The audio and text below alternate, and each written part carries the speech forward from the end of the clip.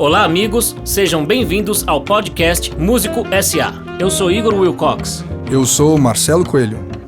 O podcast Músico S.A. sempre traz um convidado, um músico ou um player do mercado que vem relatar as suas experiências e reflexões sobre o que o músico precisa saber para cuidar da sua carreira. É isso mesmo, Igor. Não se trata de dicas ou fórmula de sucesso, mas ações e os desafios de quem está por aí fazendo o seu trabalho acontecer de maneira sustentável. Então, fique com a gente, nos acompanhe, indique aos amigos e parceiros. Assim, a gente fortalece a cena e todos se beneficiam. Muito legal a gente estar aqui de novo, é o nosso 4º episódio e está sendo uma experiência muito legal para mim, creio que para o Igor também. Com certeza. Porque a gente está trazendo aqui os músicos, são os parceiros que fazem o rolê, faz o som acontecer. A gente sabe que existe muito player do mercado, produtores, programadores, caras de festival, enfim, gravadora, editora, todo mundo aí, todo mundo envolvido com a música. Muito provavelmente a maioria desses caras também foram músicos ou ainda são, tocam, mas não é o, falando a linguagem do mercado, não é o core do cara, o core business, a principal atividade dele. E os músicos, quando vão nesses encontros, às vezes eles não se encontram, porque você não sabe quem é o músico de fato que tem aquele som, que toca, que está estudando seu instrumento e está na função de produzir o seu trabalho também. A gente começou a conversar, eu já conheci o Rui, o Igor, e a gente conhece vários outros músicos que estão espalhados e a gente não tinha um local ou um canal para a gente trocar ideia, para todo mundo relatar a experiência. Então aqui não é dica nem fórmula de sucesso. Aqui o cara chega e manda o papo dele real do que é e como ele faz. E aí a gente tem o prazer de ter o Rui Rascasse, da Nomad Orquestra, que tem uma história, no mínimo, curiosa e que desafia uma série de coisas do mercado da música. É uma banda de 10 caras que faz uma música instrumental que ele vai poder definir melhor o que seria o som da Nomad Orquestra. E os caras têm contrato, não sei se tem ainda, mas tinha um contrato com um selo inglês importante nesse tipo de som. Eles rodam a Europa inteira, pelo menos uma vez por ano. Esses caras têm música divulgada no Japão. São mais de 30 mil ouvintes mensais no Spotify. Os caras gravam o disco, os caras mixam o disco. Não sei se masterizam. Eles fazem tudo e é tudo de muita qualidade e conseguiram um espaço no mercado. Então eu fiz assim uma breve introdução do que é a Nomad Orquestra. E o cara que faz esse bonde andar é o Rui Rascasse. Rui. Muito bom dia, boa tarde, boa noite, né? Muito obrigado, Marcelo, Igor, pelo convite também aqui. Uma honra. E é isso aí um pouco do que você falou, né?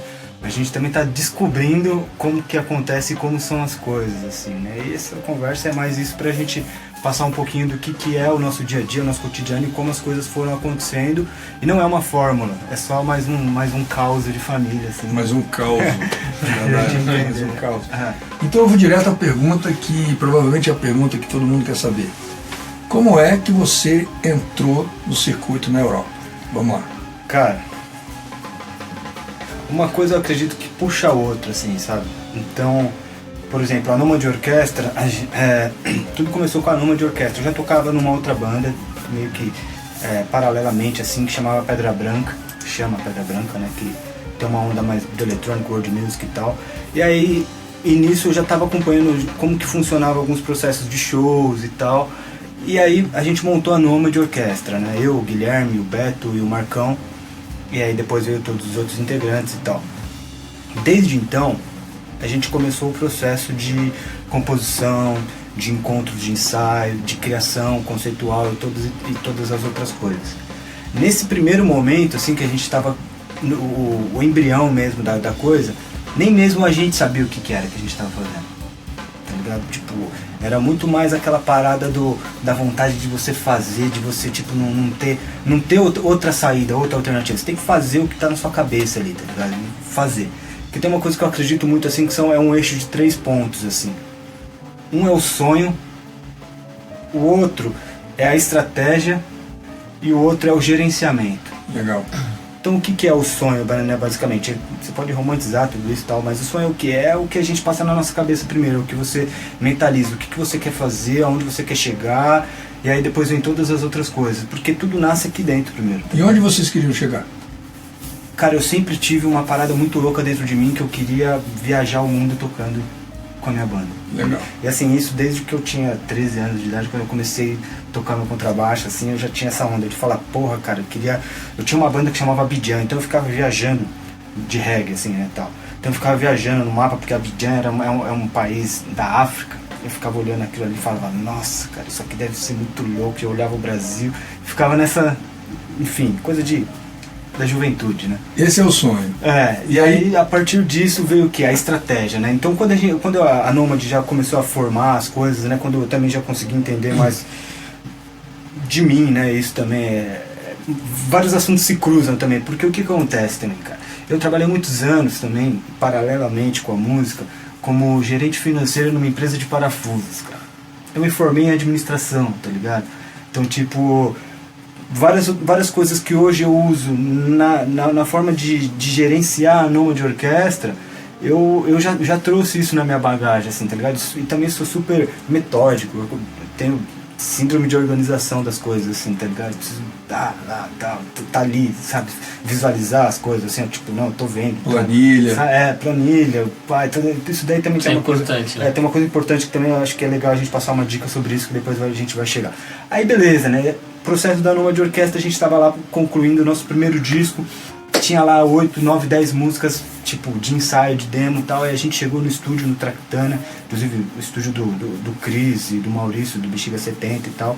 Vamos gravar o nosso primeiro disco, tal. Mostramos lá pro Cris, e ele falou, pô, por que você não grava um disco? A gente queria gravar uma demo só, queria gravar 3 músicas. Ele falou, pô, vamos gravar então, vamos gravar esse disco. Aí tudo isso começamos a correr atrás, como levantar grana, como fazer isso, como fazer aquilo. Aí de repente tava um PROAC aberto. A gente escreveu, eu e o Fão da banda, porque desde de lá do começo também, aí a gente volta um pouquinho a linha do tempo, assim, não sei se eu tô bagunçando muito. Não, tá aí claro. Volta um pouquinho, aí tipo, o que eu fazia, né? Tipo, eu era o cara sempre que tava ali jogando lenha na fogueira, assim, da parada, sabe? Tipo, grupinho de WhatsApp, ele fala, e aí, rapaziada, vamos ensaiar hoje? Vamos organizar o ensaio de hoje? Que horas que a gente vai ensaiar? Que música que a gente vai ensaiar? Esse daqui é um áudio de uma gravação que a gente fez do ensaio passado, o que vocês acham disso? Vamos fazer isso. Então, eu sempre fui esse cara que fiquei pilhando, assim, tudo, e, obviamente, todo mundo fortalecia isso pra realmente a gente materializar as ideias, assim, tá ligado? E aí, beleza. E aí, nisso eu já tinha essa parada da administração, né? De controlar as coisas, de fazer, mano, o que a gente precisa fazer, todos os shows que a gente tinha planilha, tinha tal, o que a gente vai fazer, o que a gente precisa de dinheiro, quanto que a gente precisa pra conseguir gravar esse disco, porque o pontapé inicial de tudo que a gente vai conversar, acho que é esse, é o disco. Porque a nossa matéria-prima é a nossa música, tá ligado? Se a gente não tiver a música, a gente não tem como viajar pra Europa pra fazer um show, não tem como. Não, então a gente precisa entender como criar o seu material, né? O seu produto de trabalho, assim, tá ligado? Então aí a gente chegou nisso, tinha um material coeso, assim, 10 músicas, 12 músicas, tinha já a gente já vinha fazendo uns shows e tal. Então a gente já estava construindo um conceito visual para a banda e tal. Tudo isso foi acontecendo com o processo.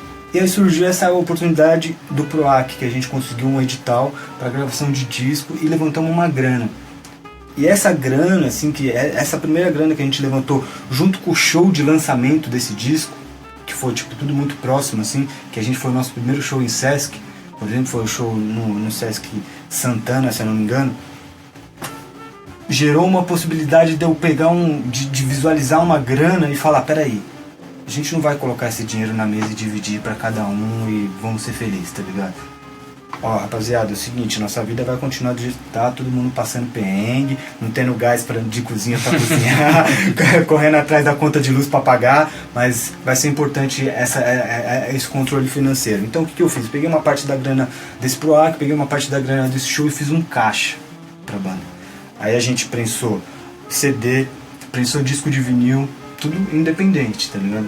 Tanto é que o nosso primeiro disco, que é duplo, só a nossa prensagem é dupla. Depois a gente vai chegar lá na frente, lá na Faraut, que é o nosso selo inglês, eles lançaram uma versão single, que é um disco só. Então, tipo, tá faltando duas músicas, acho que 2, 3 músicas, não tem nesse disco. tá ligado? Enfim, aí beleza. Gravamos, criamos nosso material, né? Tinha lá um disco de vinil, nosso CD e as músicas ali. A partir disso, a gente se perguntava, tá, e agora? A gente... Esse é o ponto. É onde muita gente é onde para, todo né? mundo para. Então esse é o pontapé inicial. Tipo, cara, você tem ali o seu produto, tem o seu material. No começo, muita gente vinha e falava pra mim, pô, legal essa banda, hein, cara? Pô, mas 10 cara. Pô, legal essa banda, hein? Mas é um som meio cabeção, hein, cara? Isso daí é música que músico vai gostar. A galera não vai gostar, não. O público não vai gostar, não. Mas, pô, legal, vai ser importante, faz aí. Então, tipo, cara, veio várias coisas, assim, nesse começo de, tipo... E a gente pegou e falou, não, tá tudo certo, a gente tá fazendo pra gente. Não tô importando qual que vai ser o retorno das pessoas, o que as pessoas vão gostar, se as pessoas não vão gostar, né? Mas a gente tá feliz com esse resultado, a gente tá construindo o que é o nosso sonho coletivo ali, que aí começa aquela história lá dos 3 eixos, né? E a partir disso a gente já tem o sonho. Então a gente precisa do quê? A gente precisa estrategiar e gerenciar a história toda, entendeu? Então o que começou a surgir? Um primeiro cara muito importante no processo da Nomad Orquestra é um cara que chama Beto Montag. Não sei se você conhece. Conheço. Um vibrafonista. Sim. Ele já tocava com o Watts Trio, né, antes logo quando a Nomad surgiu. Tá? Então o Titia, né, que é o guitarrista da Nomad, e o André Caristo, eles são do Watts e tal. Então a gente já estava ali meio que no mesmo círculo, né? E ele chegou pra mim, o Watts já tinha acabado de lançar um disco pela Far Out, porque o Beto estava em contato com o Joe e estava apresentando algumas coisas, eles estavam num começo de relacionamento ali, de se conhecendo e tal. E aí foi tipo muito sincrônico as coisas, né? Porque o que aconteceu? O Beto começou a se aproximar da gente, a gente inclusive chamou ele para gravar uma música, a Morning Birds, ele grava marimba no nosso primeiro disco. E aí ele pegou e falou, Rui, cara, acho que eu vou mandar o disco da Nomad lá pro Joe Davis, da Far Out, ver o que ele acha.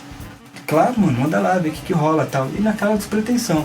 O cara retornou e falou, velho, amei a banda de vocês, quero lançar vocês, vamos fazer um trabalho. Isso era em 2015, porque a gente lançou o disco em dezembro de 2014. Então esse ano de 2015 todo, assim, foi meio que esse processo das coisas acontecendo, né? Tipo, o disco saindo, chegando vinil, as coisas, o trampo rodando, as pessoas conhecendo e tal, e aquele lance, né? E aí beleza, firmamos um contrato com o Joe Davis e ele em 2016 lançou o disco pela Far Out, o nosso primeiro disco. Com isso, eles fizeram um trabalho muito bom assim, de divulgação e promoção do nosso primeiro disco, e a parada começou a reverberar. E também muito por as coisas das coincidências da vida, a gente conseguiu uma vaga num showcase que seria o Off Womics, né? Que não foi o oficial do Womics, que é uma feira que rola na Europa, tal, se alguém não sabe, né? E o que aconteceu? A gente conseguiu um showcase que isso daí serviu pra gente como uma data âncora, tá ligado? E eu já tinha uma grana guardada, porque eu já tava nessa onda da administração, e falei, velho, essa é a hora da gente investir esse dinheiro. Vamos pra essa viagem, vamos fazer. Fechei, cara, no que eu fechei essa parada do showcase no Womics, a gente já conseguiu fechar uma turnê toda em volta disso, porque aí o selo divulgou isso, através do selo a gente conseguiu um booker da Inglaterra, através dessa divulgação do Womics a gente conseguiu um booker que é um búlgaro que está com a gente até hoje, que é o Dmitry, que também faz leste europeu, outras coisas assim, e aí nisso a gente amarrou uma tour, fizemos shows. A primeira viagem que a gente tocou no Ron Scott. Nossa, que maravilha. Foi lindo, assim. Aí as coisas começaram a aparecer e a gente falou, caralho, o negócio tá ficando sério mesmo, né? Tipo, mas a gente, da banda são 10 caras, acho que, se eu não me engano, 8 ou 7 nunca tinha saído do Brasil. Eu mesmo nunca tinha saído do Brasil, na primeira tour, assim. Eu fui sozinho. Aí os caras foram, tipo, 5 dias depois, porque eu cheguei no Womics, né? Pra participar da feira e tal, e tudo mais. Então foi tipo, velho, foi uma aventura muito louca assim pra nós, sabe? Tipo, em todos os sentidos, de como descobrir essa parada do outro lado do mundo, a língua, porque a gente também não falava porra nenhuma de inglês, entendeu? Achava que falava, né? E quando chegava, eu falava, puta que pariu, eu não sei porra nenhuma de inglês, sabe? Tipo, e aí não, vamos nessa, né? E aí assim as coisas foram acontecendo. Então, o sonho ele já foi começar a se realizar, e a gente tinha aí já uma estratégia meio se solidificando, que era o quê? A gente tinha um selo, que era o cara que ia distribuir, promover e divulgar a nossa música, e a gente tinha 2 bookers ali, quase 3, assim, que estavam interessados em vender o nosso trampo lá fora, porque isso é muito importante, porque não dá pra gente fazer tudo daqui, etc. Então você tem que ter os caras sempre locais ali, que estão articulando, que tem a sua teia de relacionamento e tal, pra que essa parada se multiplique. Eu tenho um comentário, no Jazz Ahead, eu conversando com um booker, da Inglaterra também. Eu falei, cara, eu não estou aqui vendendo nada, eu estou numa conversa, numa cerveja. Falei, o que é importante para você para boocar um grupo do Brasil de música instrumental, por exemplo? Ele falou, olha, é importante que você tenha um selo na Europa, mas para ter um selo na Europa o cara vai perguntar se você tem um booker, e o booker vai querer que você tenha um selo. Então, tá, entendi. Aí eu falei, mas tá, supondo que eu consiga um booker, eu consigo o selo, ou eu consigo o selo e depois consigo o booker, os dois. Mas qual é o problema de não ter um selo e não ter um booker? Ele falou assim, o problema é da credibilidade, porque os donos das casas estão acostumados com marcar com antecedência, e o cara não pode não ter ou ter problema. Com essa data, sim. Com essa data. Não pode chegar uma semana antes, bicho, os caras do Brasil não vêm. Eles não sabem lidar com isso, que a gente está bem acostumado aqui. Né? Então o medo deles de não ter um respaldo, de um selo, um selo porque faz a publicidade, o cara põe nas rádios, manda para os jornalistas que são os caras e tal, ele adianta um serviço enorme.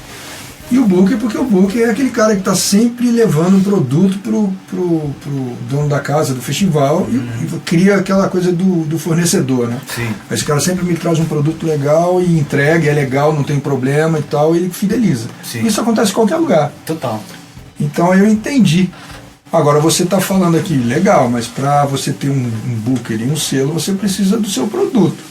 E você caiu no selo que compra o tipo de seu produto. Você tem que descobrir também os selos que trabalham com essa música. Total, com certeza. Isso é importantíssimo de você estar nessa pesquisa também, porque quando você vai criar também o seu, vamos assim dizer, o seu produto, o seu trabalho, você tem que também ter por trás toda a sua pesquisa musical, tá ligado? Você tem que saber os caras que você gosta, como que eles estão tocando ali, que lugar que eles estão tocando, quem é o selo que representa esse cara, quem é o booker, saca? Mesmo que você, mas só que tipo, sabe essa coisa da pesquisa? Isso é muito importante, porque a pesquisa ela te contextualiza, tá ligado? Mesmo que você não saiba, não conheça as pessoas, não sabe a grandiosidade de um nome de um selo, mas você tipo tá vendo, ó, porra, velho, essa banda aqui, os caras estão fazendo isso, pô, eles têm um selo assim, pô, legal. Pô, esse selo aqui também trabalha com uma banda que é bem parecida com essa e também é parecida com a minha. Pô, então pode ser que ele se interesse com a minha. Saca? Aí você fala, deixa eu mandar um e-mail, deixa eu tentar arranjar um contato desse cara, apresentar o meu trabalho pra ele, ver o que ele acha. E através disso você vai conseguindo traçar a sua teia, assim, tá ligado? Porque é muito isso, né, velho? Você tem que criar suas bolhas, né? Porque cada um é cada um, assim. Na Faralto, por exemplo, quem está na Faralto hoje é o Amaro Freitas. Sim, tá voando. A Faralto, ela é um disco, tem um bastante selo brasileiro, né? especializado em música brasileira, assim, sabe? Então, O Azimuth, o Azimuth é o é o carro-chefe carro-chefe. deles, assim, então o Joey Davis ele já tem essa onda, assim, saca, da parada da pesquisa. E tem outros selos assim também na Europa.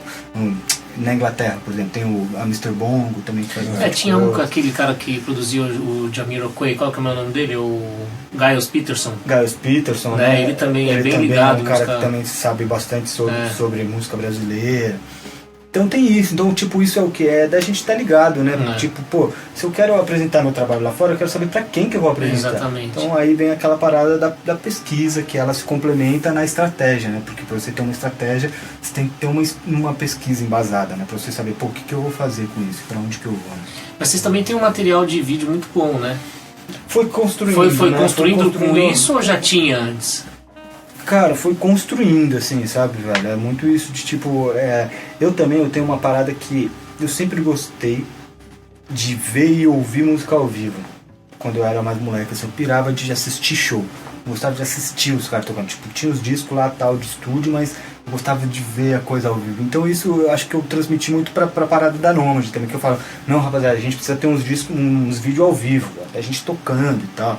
E aí a gente foi criando isso, sabe? Sempre teve uns parceiros muito legal do vídeo, do som, que somaram com a gente também, que fizeram parada VJ, né? acontecer. Tem o VJ, tinha, né, também o VJ. Não tem mais. Não, agora a gente está num processo de transformação também de show. A gente está indo para agora um outro lugar, inclusive agora dia 27 de outubro, a gente lança o nosso segundo disco esse ano, que é o nosso quarto. Né? Segundo, nesse ano, que legal. A gente E deu pra trabalhar o anterior bem em relação ao que vocês vão lançar agora? Isso é uma curiosidade, né? Vocês tiveram participações importantes nesse último disco, Vox. O que acontece? A gente está criando uma discografia também. O que é essa discografia? A gente tem o nosso primeiro disco, que chama Nômade Orquestra, homônimo. Tem o nosso segundo disco, que chama Entre Mundos. Esse segundo disco também, esse nome Entre Mundos, ele veio muito por essa experiência da nossa viagem, da primeira tour europeia, e a gente ficou numa rua hospedado na Espanha, em Santiago de Compostela, que chamava Entre Muros. Então, velho, eu fiquei muito nessa parada, falei, não, e Entre Mundos, e tem tudo a ver com o nome Nômade Orquestra, então, e aí criou. E agora a gente está criando uma subdiscografia que chama Vox, que ela vai ser o quê? Ela é dividida em Vox Populi, que é a voz do povo, e Vox Machina, que é a voz da máquina. Então, ambos desse ano que a gente vai lançar vão se chamar Volume 1. Tá. E assim sucessivamente a gente pretende dar continuidade a esse projeto. Então a gente lançou esse ano o Vox Populi Volume 1, que tem participação do Russo Passapusso, Edgar, Jussara Marçal e Siba. E aí esse Vox Machina, que a gente vai lançar agora, dia 27 de outubro, ele é como se fosse um lado B desse Vox Populi, porque são todas instrumentais e são versões instrumentais dessas músicas cantadas. Que legal! Cara, isso foi uma descoberta pra gente muito louca, assim, na questão de banda, assim, sabe? Porque a gente se descobriu uma outra maneira de compor. Porque a gente pegou como nasceu, né, o Vox Populi. A gente compôs as músicas instrumentais, como a gente sempre fez, tá ligado? E a partir dessa música a gente mandou pros cantores, os cantores voltaram com a letra. Então, beleza, até aí, normal. E aí, pra gente desvendar essa chave de como seria o lado B dessa história, a gente pegou essa composição instrumental com a voz e rearranjamos tudo, cara. As músicas viraram outras músicas, assim, sabe? Então, às vezes a gente pegou um teminha do metal e trouxe pra linha de baixo. A linha de baixo virou o tema do metal, e aí uma música que era em 6 virou uma em 7 ou em 4, e aí a gente mudou tudo. Assim. Transformou tudo. E aí é isso, a gente vai lançar esse disco agora também. E aí você me perguntou se deu tempo de trabalhar, né? Essa parada também, o lance de trabalhar, pra gente que é do underground, assim, porque eu considero a gente é underground, sabe? Uma banda do ABC Paulista, cara, nunca uma banda do ABC Paulista foi pra Europa e fez o que a gente fez, sabe? E é uma banda onde nasceu a banda Metalurgia do Bocato e todos os caras ali, existe ali uma parada efervescente, assim, existe uma cena muito forte acontecendo ali. E a gente, saímos cortando o canavial, tá ligado? Abrimos um caminho ali que, com certeza, o meu sonho é que muitas outras bandas venham atrás desse caminho que a gente abriu lá também. Porque eu acho muito importante essa experiência que todos nós tivemos como pessoa de ir para um outro lado do mundo e compartilhar da nossa música com as pessoas, e eu acho que todo mundo precisava ter isso. Então, a gente tem um privilégio que eu gostaria de compartilhar isso com as pessoas também lá da nossa região. Então, a gente é underground, tudo que a gente faz é nós por nós, assim, beleza, não é independente, conseguiu provar que não é independente. Não, é independente, claro, porque foi a gente que escreveu. Claro, e essa grana do governo é nossa, tá ligado? Claro. E não é uma grana, nossa senhora, vou comprar uma casa no Ibiza e uma BMW e sabe? Não existe isso. Mas você mostra um exemplo do que vocês são em relação, não só a relação musicalmente, mas a questão da atitude, né? Que é o que falta pra muita gente, cara, de você realmente fazer a parada e acreditar, cara, e a parada é fazer, quando é fazer, mano, fica sem dormir, tá ligado? É trabalhar pra caralho, é deixar de aniversário da sobrinha, tá ligado? É deixar de ir no parque, é deixar de sair, Por quê? Porque você tá em busca de um propósito ali, cara, e você precisa fazer. Se você não fizer, ninguém vai fazer, tá ligado? Ninguém vai fazer. Tem a ilusão, não, eu preciso ter um produtor que vai vender, vai fazer. Mas, mano, se essa parada não sair do artista, não acontece. Principalmente nesse meio, independente e underground. O produtor chega depois, não? Eu acho que, no nosso caso, acho que se chegar, vai chegar muito depois, né? Porque ninguém quer trabalhar com uma banda de 10 caras. Ninguém. Ninguém, mas é verdade mesmo, Não, cara. pra emitir passagem pra Europa, Agora 10 vamos lá. É verdade, A gente quando conversou lá. Eu já tentei trampar com vários, ó. Já, tipo, porque eu quero tirar esse peso de mim, dividir, mas só que, tipo, eu vi que não tem jeito. Porque ninguém quer trampar com o bagulho. Eu vou fazer duas perguntas, tá? Você tem uma rotina de venda, vamos direto no comercial, porque o planejar o disco, compor, isso é o mais legal de tudo, é o que o artista gosta de fazer e onde ele gasta o maior tempo, certo. Que é o operacional da empresa. Então o cara está lá produzindo o produto, putz, que legal. Mas se não tiver um departamento vendendo esse produto para alguém... Tá, então foi ótima a sua pergunta. Tá, qual é a sua rotina do comercial? Porque você tem que ter. Então, aí a gente saiu do sonho, saiu da estratégia e agora a gente vai pro gerenciamento gestão. da parada, certo? Cara, o gerenciamento da parada, ele é tudo. Sabe, tipo, por quê? Tem aquele ditado, né, que se você perde 10 minutos arrumando uma coisa, você ganha 1 hora pra achar, sabe? Sabe isso? Tipo, quando você não arruma nada, você perde tempo arrumando. Enfim, então, tipo, eu sou muito nessa parada. Eu tento ter tudo muito organizado. E principalmente a parte financeira e a parte de venda da história, assim, o que eu preciso fazer. Então eu tenho, a parte financeira tem inclusive um aplicativo na internet que eu uso, que eu acho muito bom, assim, que é um site gratuito que se chama YUPE, YUPEE.com. Tá. Você procura lá, tal, faz um cadastro e ali, cara, desde o começo da banda, lá em 2000, você usa ele? Eu uso ele. Tá. Então, tipo, ali, cara, eu também eu presto... Você não usa Excel? Não. Para isso, não, depois eu uso, porque ele tem uma forma de você tem que exportar tudo que você faz, aí ele exporta por Excel, aí você vai lá dar uma formatadinha e tal, e gera um arquivinho, um relatório, e eu presto conta pros caras da banda.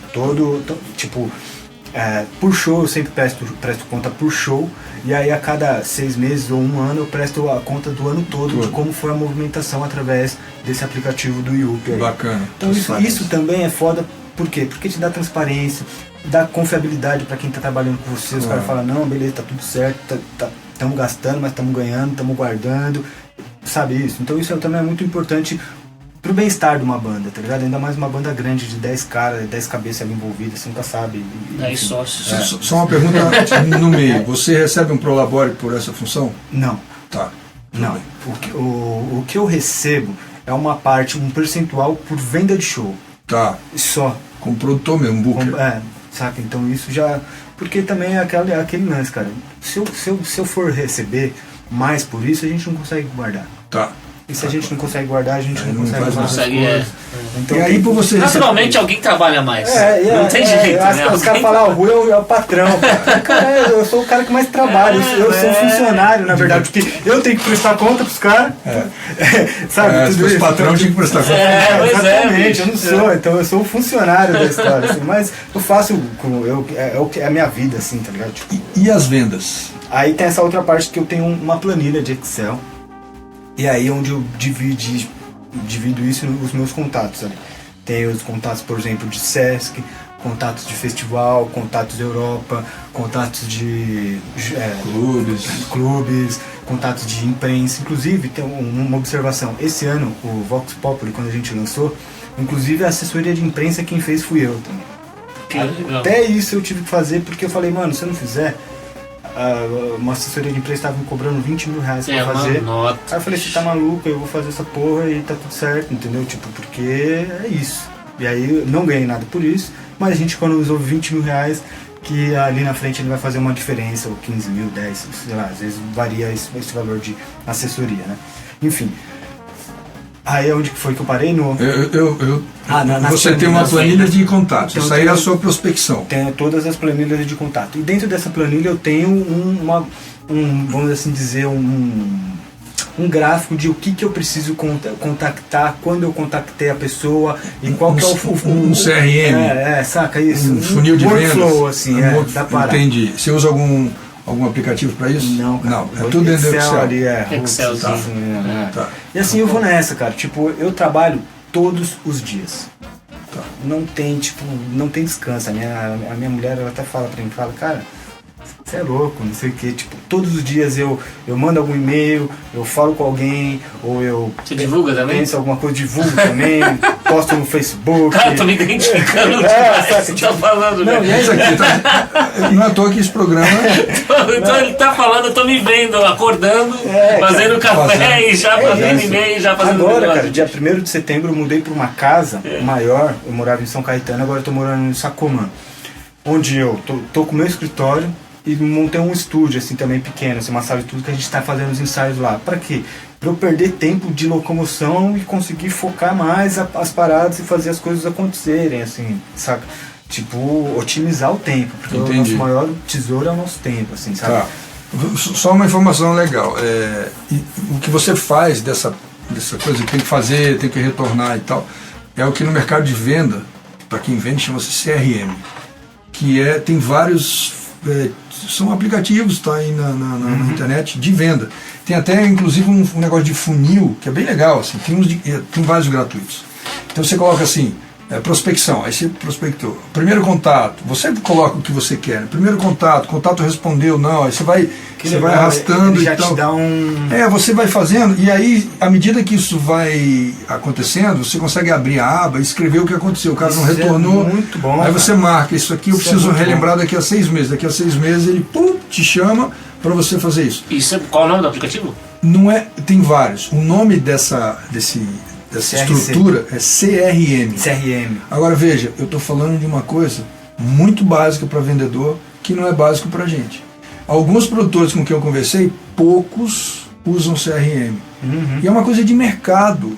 Qualquer cara que faz venda de empresa, vocês fazem venda, como é que você controla a venda? O cara vai falar, CRM. Então você tem CRM no Google, não sei se é bom. Tem um chamado Mosquite, eu fazendo propaganda não ganhando nada aqui, mas enfim, tem um chamado Mosquite que você paga R$40 e esse é o mais completo que eu vi, entendeu? Que legal, que legal. E tem vários, cara, tem uns que são de graça, você vai buscando. Porque ele organiza tudo, você vai pondo, preenche os dados e tal. Isso é para venda e prospecção, para você fugir do Excel, né? Sim. Porque o Excel te dá uma canseira. Total, assim. E ele fica bem ilustrativo. Assim, que legal, que legal. Esse negócio de lembrar as datas é muito exato. Legal.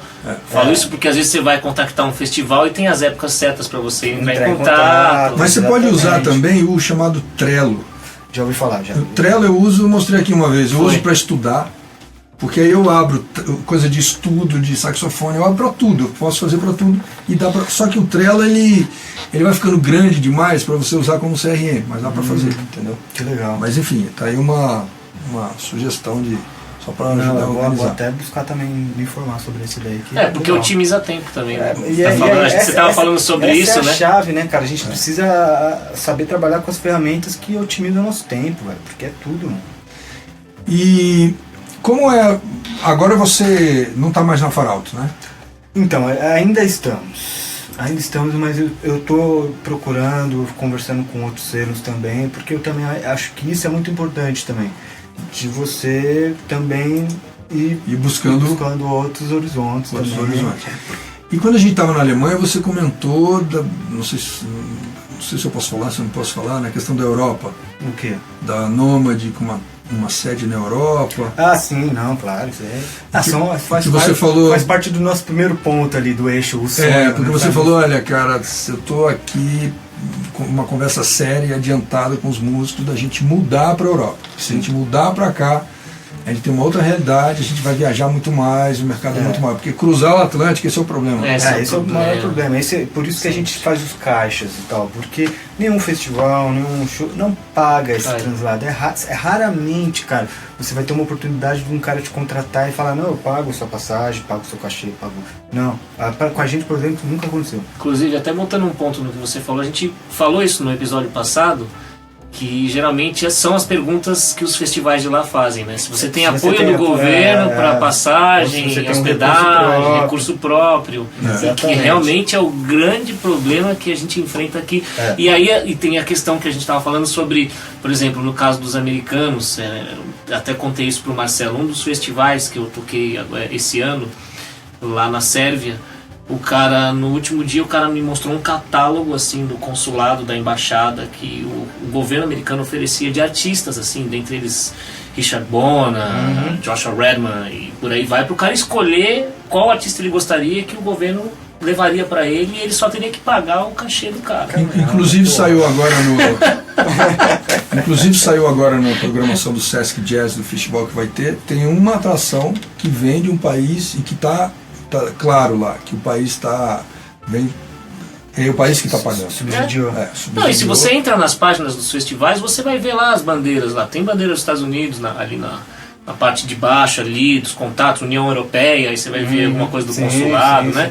Só que no Brasil que não tem nunca, né, velho? E é caro pra gente viajar, atravessar o Atlântico, é muito caro. Porque, velho, o valor do dólar, do euro, tá tipo tudo 4, 5 reais, sabe? Então, tipo, se só uma passagem aí você já começa a fazer vezes 5, então é difícil. Eu tava conversando com a turma da Argentina aí, semana passada eu toquei com o Pipi Piazzolla. Sim. E ele falou assim, e vocês têm tocado na Europa? Eu falei, o problema para chegar na Europa não é só o Atlântico, é o continente chamado Brasil que a gente também tem que atravessar, né? Ele atravessa um continente chamado Brasil e depois ainda tem o Atlântico. Foda. E fica muito mais caro, ele falou. E isso que você falou. O problema da conversão de moeda é um negócio que ferra todo mundo. Sim. A gente tava lá na Sérvia, a gente foi comer um baguete, assim, de salada, tinha alface, queijo e sei lá, e foi tipo 60 pau um baguete. Tipo, convertendo, né? Convertendo. Sim, e aí sim. você fala, bicho, e aí você tendo que fazer toda essa programação de comprar a passagem mais barata, de chegar, você tem chegar no festival, você tem que chegar, né? Sim. Você chega do seu bolso, grande parte deles, né? Pelo menos comigo, nessas situações que já rolaram, tipo, você tem que chegar lá, assim, ó, eu te dou isso aqui, você chega aqui. Exatamente. Né? Você tem que fazer tudo. Você tem que fazer tudo. A logística toda, né? E como é que você faz? Você tem algum produtor que vai com vocês de viagem, que vai na frente? É você músico tocando? O Igor é a mesma coisa, né? É você músico tocando, é você músico indo a fazer o check-in no hotel, ligando pro táxi, Resolvendo Uber, tudo, dirigindo o carro. E aí tem esse lance, né? Na Nomad Orquestra, como a gente é uma banda grande e tem essa possibilidade, então sempre tem uns caras que dão um auxílio em algumas outras coisas, porque nem até você falou no começo, né? Pô, a gente tá mixando o nosso próprio disco esse ano. Esses 2 discos que a gente tá lançando agora foi mixado internamente ali, sabe? Pelo Marcos e pelo Beto, e com o respaldo de todo mundo. Então, tipo, tá saindo muito com a nossa identidade, com o que a gente quer. Aí tem o Fão, tem o Guilherme também, que são caras que ajudam em vídeo, em marketing também, sabe? Então todo mundo dá uma força em alguma coisa ali também e fortalece, assim, sabe? E também na estrada é isso, cara, a gente tem até uma lei, tipo, todo mundo cuidando de todo mundo, entendeu? Não importa essa parada de produtor que tem que cuidar, não, a gente tem que estar todo mundo atento, todo mundo olhando o que tá acontecendo, e aí, tá tudo certo com você, sabe, tá na hora de ir pra van, vambora, sabe? Então, tipo, é uma coisa bem coletiva que funciona, assim, né? Legal. A gente diria que a Nomad Orquestra é um pouco de um milagre, assim, que acontece, né? Porque, velho, é 10 caras, aquela coisa toda. Sabe como que é? Legal. Fantástico, bicho. Parabéns. É isso aí. Beleza? Falou, Valeu, Valeu, gente. Obrigado aí. Então, mais. siga-nos YouTube, Spotify e afins. É isso aí. Até. Falou. Valeu.